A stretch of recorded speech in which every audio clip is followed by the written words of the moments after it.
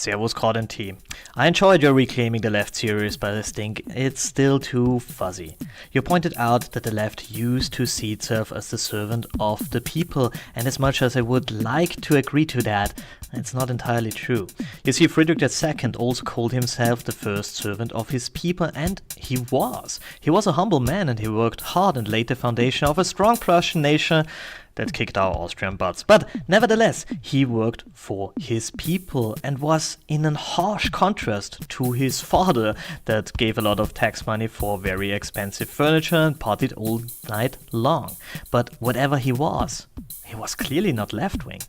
And you pointed out Margaret Thatcher, also not really left-winged. Your distinction is the distinction between a politician and a statesman.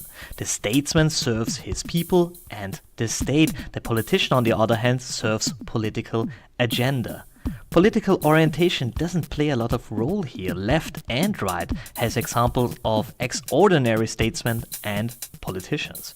And yes, it's the politicians that dominate the discussion in the moment. There are no statesmen around. I mean, who's a statesman nowadays? Is it Putin? Is it Trump? I don't know.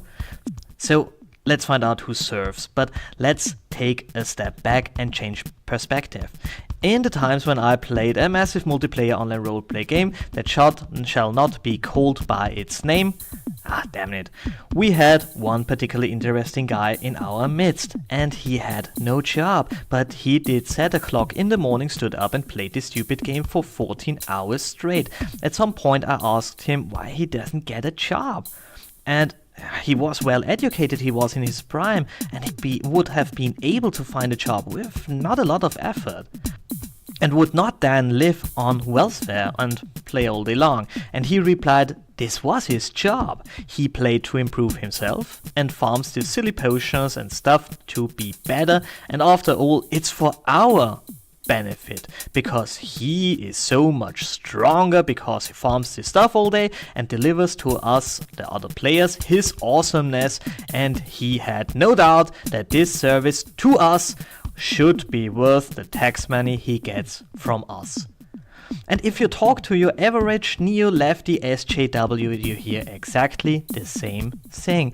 Of course the punk in the streets deserves money for nothing. His rebellion against this evil system is worth the money.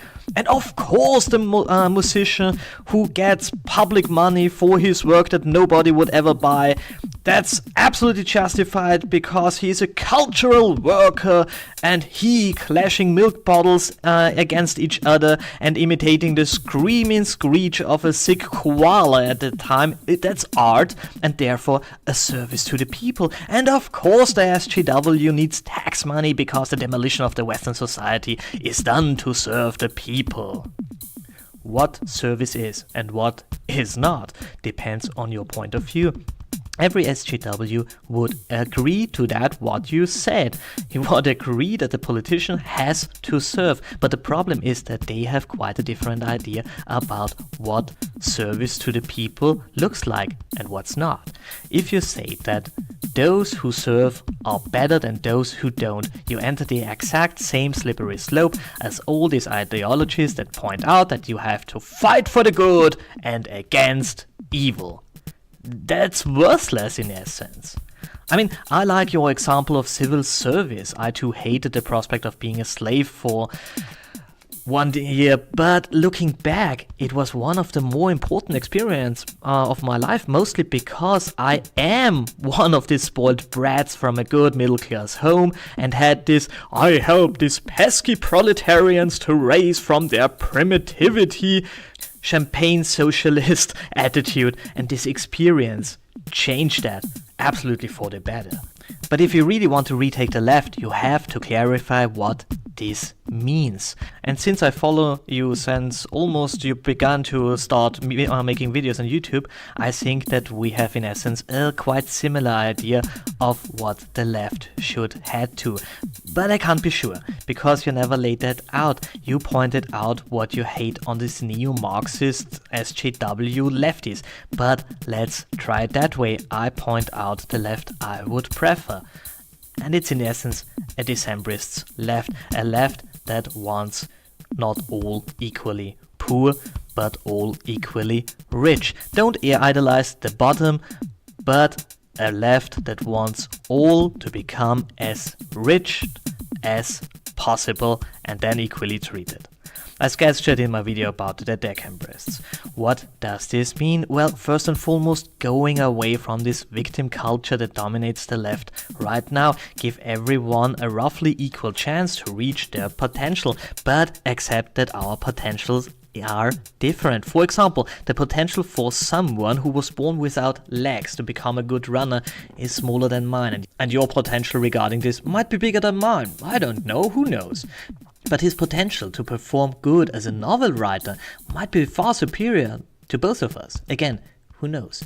SJWs, on the other hand, say that everyone who has legs did steal the legs from the guy who does not have legs and are therefore entitled to give him compensation for that and for this privilege to walk. It's about an orientation to the bottom, and this leads to a system where all end up poor. If you, on the other hand, lay emphasis on development of everybody to seek a society where everybody is as developed as possible, as self-sustainable as possible, you have a society that is rich and self-sustainable, and this is a great society.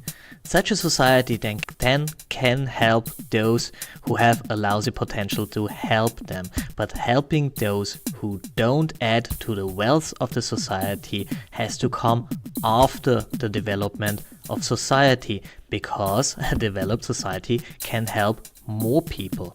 And yeah, I know, that sounds all very unlefty. That's because the left, even the moderate left, is infested by the philosophy of Hegel and Marx.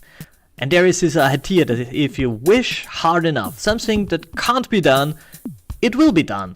And that's bullshit. The world doesn't work like that.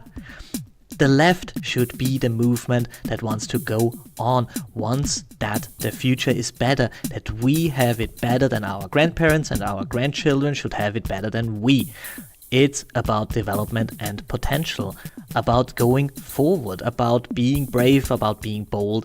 And it's not about comfort and safety. And as you pointed out, the left is now the movement of the rich kids that want the comfort they were born into for everyone. That's about it. And they think that this can be done Robin Hood style by taking from the rich and giving to everyone else. Which is stupid, and at least from a mathematical standpoint. Being left means going against the stream, and the mainstream right now calls itself left. Remember that the nationalists were lefties back in the French Revolution because there were no nations around. This was a new idea. It was a left idea. I'm not sure if the brand left has a future, and frankly, I care less and less from day to day. I started my channel as a tool to reconquer the left, but I am simply not sure about if I really care about this brand. I care for the ideology, for the goals and for the idea, but I don't care about how it's called. I want a fair society where everybody has the same chance, and I want responsibility and the option to fail for everyone too. You see, the state as it is, I think it can't be reformed. We have to reduce the state power drastically, and then we can start to build up a better state again. We have to find a major truth again, as truth that we lost. And this truth is that the state has to serve the people. Not only the politician, not only the statesman. It is the state that is a tool that has to serve the people.